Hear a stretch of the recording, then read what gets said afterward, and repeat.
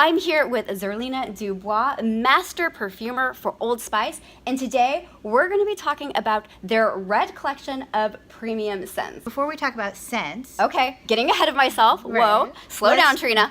Let's talk about your nose and your sense of smell. Okay. And did you know you can smell about a trillion different kinds of odors? A trillion? Yeah. Oh my gosh, that's so many. And so to be a perfumer, what you do is you train your nose. Like it goes to the gym Yes, and does you do. push-ups? You actually do. You think you're exercising your nose, but you're actually exercising your brain to Ooh. remember all those different scents. I like that. And it takes about 3 years to become a perfumer. There's also not a lot of perfumers in the world. There's only about 200 to 300 of us. So it's a pretty exclusive group. Yes, and you have to become like an apprentice with a senior person. There's no real big perfume schools, especially in North America. There's no schools. And I've trained a lot of perfumers at Procter & Gamble over the years. You start off actually very much like music.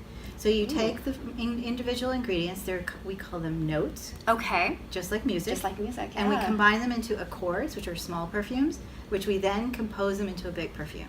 Got it. Okay, and then a fragrance is consistent of sometimes a top note, a Diagram. middle note, and a base note. All right. So the top notes are usually your most volatile chemicals. That's what you smell first when you smell a fragrance. And those are kind of, to me, oftentimes the signature of the scent. The middle is kind of what I call like the filler of the fragrance. It fills it up Okay. and kind of pulls it all together. Right. And the base notes are the more heavier molecules like your musks and woods. And those are what Right. the things that are going to be long lasting and stay on your skin. And because we have our own in-house perfumers, we have the largest palette of materials that we can work with. And we can pick the most premium materials that we would want to put in this red collection. I'm going to dip some oils for you Okay. out of these fragrances. And we're going to smell. And the oils are going to be really strong. Because Okay. what's in the product, this is like pure perfume. And then the I perfume see. in the product is at a different concentration. Right. So for the first scent, we're going to talk about Captain. Oh, let's show everybody the captain. Yeah. So I'm going to dip these blotters Okay. so you can get a sense of Okay. the smell. Can you guys see that? And so there's that classic Old Spiceness in here probably. Yes. But it's really modern, it's fresh, it's watery. So Yes. It's as old as your grandpa, but your boyfriend could be wearing it. yes. So let's talk about Captain. Yeah. How do you capture all that in a scent? That's amazing, right? So a scent can be 100 ingredients, Right. or it could be 30 or 20 or 10. It all depends on what we're trying to do here. What do we have here in Captain? Is it 100 or is it 30? It's more probably in the middle, I would say like 60. Okay. Okay. Now within Captain, Mhm. like I said, there was a green note. Okay. Yeah. Yeah. Oh, it's And green is almost like, is this a little bit like fresh cut grass? I'm not an expert, so maybe it's not, but that's kind of what it smells here, like to smell me. this. Okay. So it's actually a birch leaf.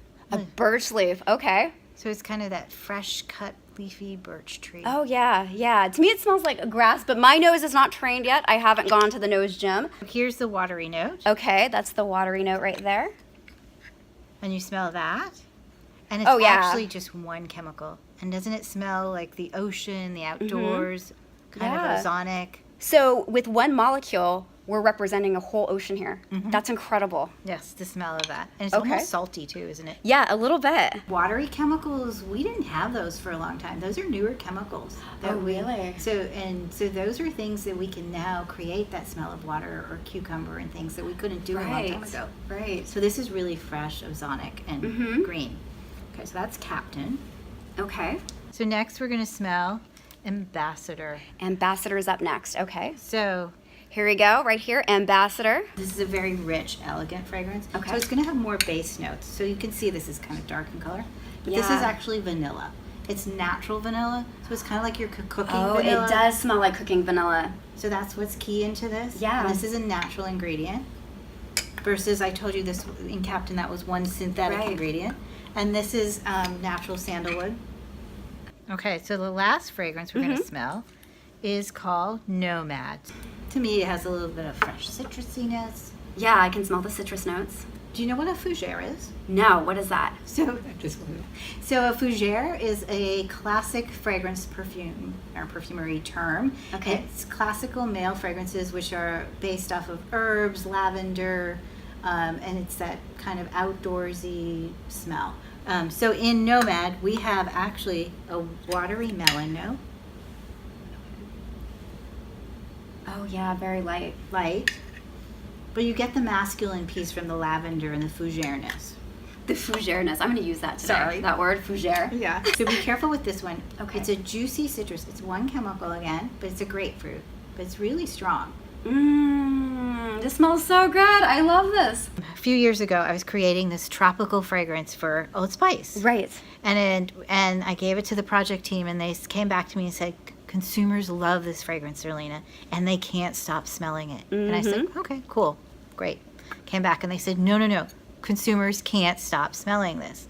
And then my manager came back to me and said, Zerlina, you created something very cool here. And I'm like, I don't know what I did. And I said, look, there are a lot of sulfur ingredients in this. Yes. And so these are common perfume ingredients too, but typically perfumers use them at very low levels. Okay. What I had done is overdosed them and combined a bunch of them together to create this tropical thing.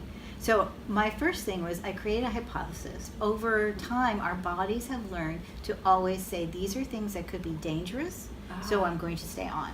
So the whole team took this, and we've done multiple studies, and we found that this actually really works. We have filed lots of patents. Okay. And we've got proprietary technology around this. So it's in our Old Spice Red Collection products. Like this video and subscribe like thousands of others who want to know more about the cosmetic products they're putting on their body.